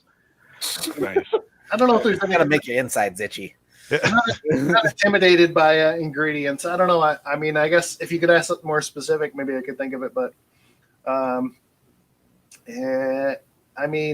intimidated by some processes like decoctions or like, plus like a lot of people advocate for them not being worth it, but then some people advocate for it being worth it. So I think it also depends on what type of malt. How I've done decoctions too. how modified of malt you're using is probably important too, and in the history of decoctions, anyways. But, I'm sure you get character out of it too. Whether it's worth it, that's an individual idea. Any ingredient that has like a sort of overwhelming flavor is kind of intimidating. Honestly, the most intimidated that I've ever been has been to use wood. Because anything that you really want to add like wood to, especially like bourbon soaked wood or something like that, you sort of sometimes have like a significant investment in. Like, one, there's the wood and the bourbon or whatever liquor it's soaking in, and then two, there's the beer that you've fermented out, which oftentimes is a stout that's aged a little bit too. And then if you mix the two together and you leave the wood in too long, you can potentially really just mess up that beer. There's no way to remove like the wood flavor that can be added to that beer if you leave it in too long and stuff like that. Like it requires like, I don't know, sometimes like a lot of tasting and stuff like that. And I've messed with wood 4 or 5 times now. I'm not big into it because of that. I'm intimidated by it a little bit. And I feel like every time I do something with like wood, I pull it off too early because I'm like, okay, I need to do it right now. Otherwise, I'm gonna fuck it up. It's gonna be ruined if I leave it on too long. But then I pull it off too early, and you can't really taste it at all. So That's a good answer. Yeah, It's the unknown. Yeah, it is. Yeah. On the similar aspect for me, I think the anything that I'd be intimidated in is any foraged ingredients, like say like spruce tips, or or anything that I might like pull out of my backyard, or something like that. But yeah, that quick answer on that. I got to go pick something up real quick, and I'll be back on in just a second. So switching to the sport, love the name. Have you ever made anything that you hated and your friends loved, and what was it? And I think I'm going to take that one first. It's damn near every brew I've ever brewed. If you're a home brewer, right? If you're a home brewer, you would understand that it's so hard to find something like. I've called Brian before. I literally have. I think I called you, and I'm like, I like this beer I just brewed. Something's wrong with it. Because you hate everything you make almost, or you don't hate it, but you're never happy. Nitpicky, yeah. Nitpicky, yeah. So every beer I've ever made, except that one that I called Brian about. And then this is COVID 2020, right? I was so excited. I'm called Brian. I'm telling him, or we're talking on computer or something. And I'm like, my IPA, I'm super happy with it. Remember? And I was so excited for it to go to competition. Because I'm like, I finally made the IPA that I like. Yeah. It's a really good IPA. I'm really happy with this IPA. And then every motherfucking competition got canceled. Every single one. I haven't entered a single competition this year. I think the Mazer Cup maybe is like the only one that's still going on. Yeah. Although I haven't heard about that. Well, Drew might be able to chime in. But so far. Brandon and I won K-Dale. Oh, I forgot about K-Dale. Except you're not going to be able to brew your shit until next year probably now or whatever. Brandon, have you heard anything from your brewery? No, I thought about emailing them. I did actually email Territorial for the Big Yellow Cup last year just to follow up with Dan, and he said, he's still going to do something. He just doesn't know when. But as far as K-Dale, I might email them soon just to kind of like keep me fresh in their memory so I can have that experience. Yeah, I haven't. Who did you get? Since it's on you, I forget what brewery. Oh man, why can't I think of names? I can't think of names right now. If I heard it, I would know it. I got Railtown, and the other ones were Rock. Did you get Rock Bottom? Yes. Rock Bottom. You got Rock Bottom. I got Railtown. Gravel Bottom. Gravel Bottom. That's it. But yes. Yeah. So that's right. I should email Railtown. And also, I will point out that the spork should be my friend Trevor. As far as going back to his question, I'll say, like as a home brewer and even like a newer home brewer, every beer I make, I'm a little like self-conscious about anyways. Like when I first make it, I've gotten better about it as I brewed more. But like you're always a little self-conscious, especially when a beer's fresh, because like always the first week after you from the day you keg it until it's set in the keg for a week or so anyways, I'm always like, it changes quite a bit in that short period if you keg early anyways. So it's always like, man, so I'm a little self-conscious anytime I have a beer. But I mean, I mostly brew things that I'm expecting myself to like. So the only thing I can really think of that I don't drink a ton of is I have a berry mead that our friend Anthony likes that is a little too sweet for me. So it just kind of sits in the keg. And I occasionally give him some. I should just probably give him some of it. It's a little sweet for me. I like it, but it's, Make him buy a case of bottles and just. Yeah. So, yeah. Awesome. He must be your friend. Where's his fucking sour, Brandon? What the hell? You need to remind me because you could have some because like I can't even drink a ton of the sour, even though I do like it. It's sours I drink like one a night at most, but realistically like 1 to 3 a week glasses of. So yeah. So I mean, yeah, you can have some. You just got to remind me to bring you some since you're like 2 blocks away. Right on. Well, or you can bring your lazy ass over here and get some. There you go. Put it on him.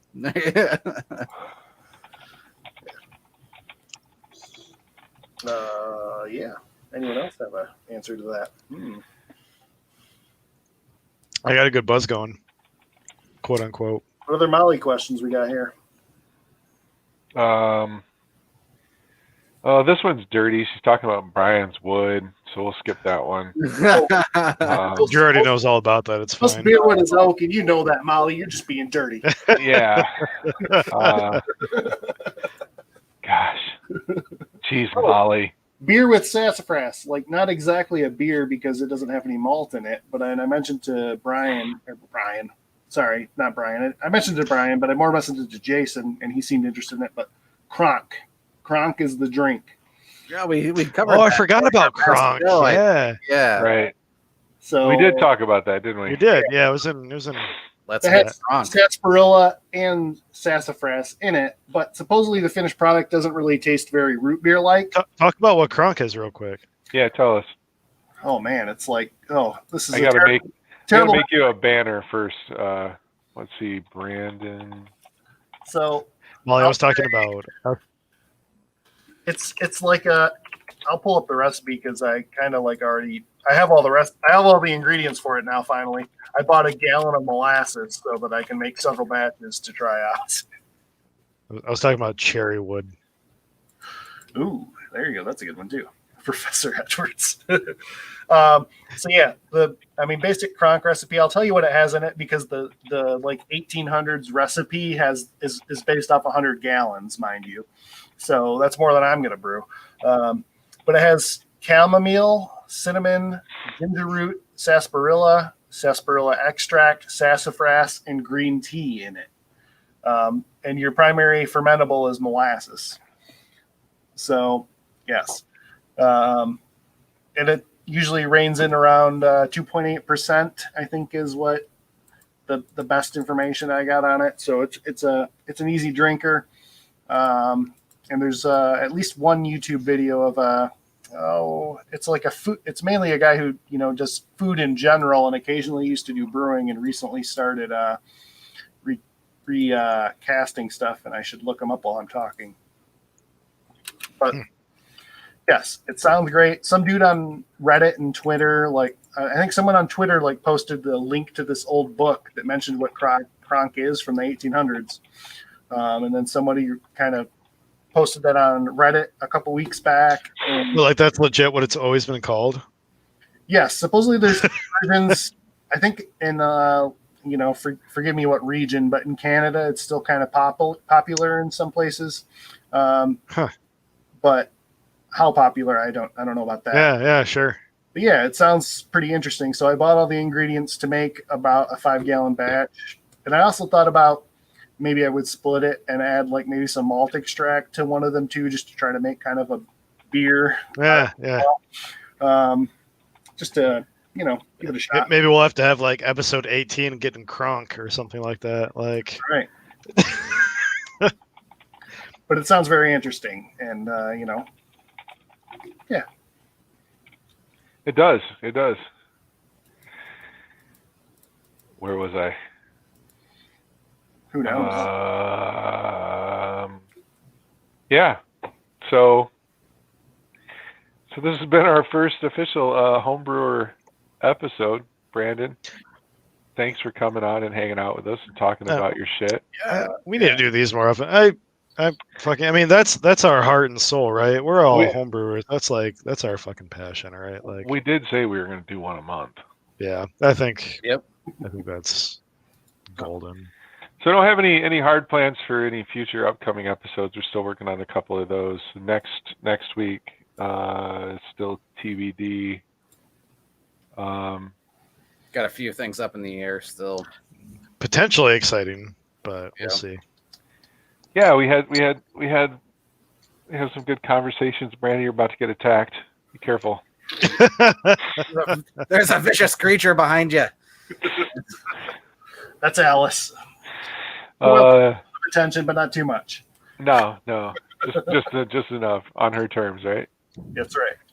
Oh, well, I guess with just one more thing with Molly here. Who's going to make a blonde with garden-grown hot peppers? Like I said earlier, I'm growing reapers, so let's make a hot lapa. I have fooled you. That's what Jalapa actually uses. Yeah, I have some of those growing. Apparently, well, Shanna does. She mostly takes care of them. We had heatless habaneros growing too, Those but would be interesting. the plant is it's green and it has not grown or done anything in 2 months. It's not dead. It just hasn't grown. I had a lot of my peppers this year. They just aren't doing what they're supposed to. Like a lot of the stuff that I ordered from Pucker Butt, like those biggest pepper plants I've ever had. They're like bushes. They're amazing. But anything else that I have, like usually my cayenne peppers do really well. Those aren't doing so hot. I got a couple serranos. Those aren't doing so hot. I have one habanero that is not doing great, but my Scotch bonnet, my 7-pot, my reapers, and then I have one mystery pepper that I'm not sure what it is. Best way to figure that out is just eat it. Eat it. Yeah. Yeah, I don't think it's probably not going to tell me what that is. One of my first peppers is going to be an Aju Rico this year. I gave mine to my mom, so I get pictures every week. I got some pictures of my ghost peppers are coming in. Yeah. Yeah, I'm totally lazy.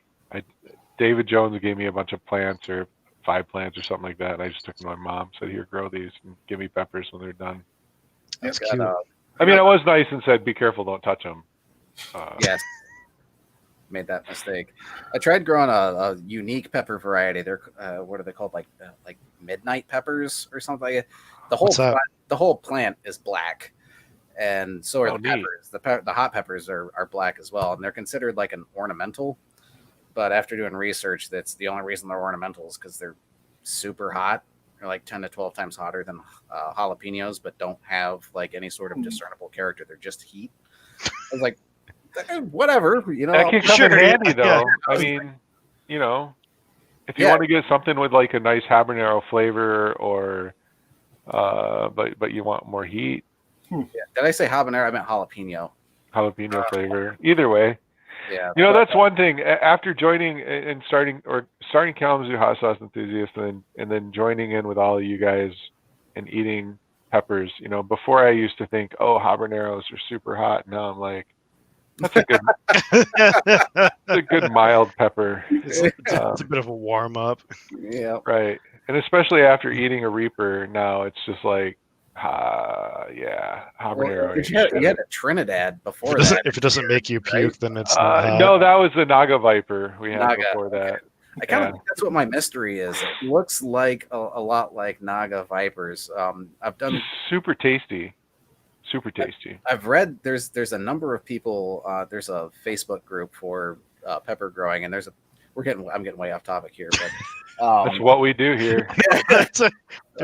We shouldn't even be called Michigan Brews.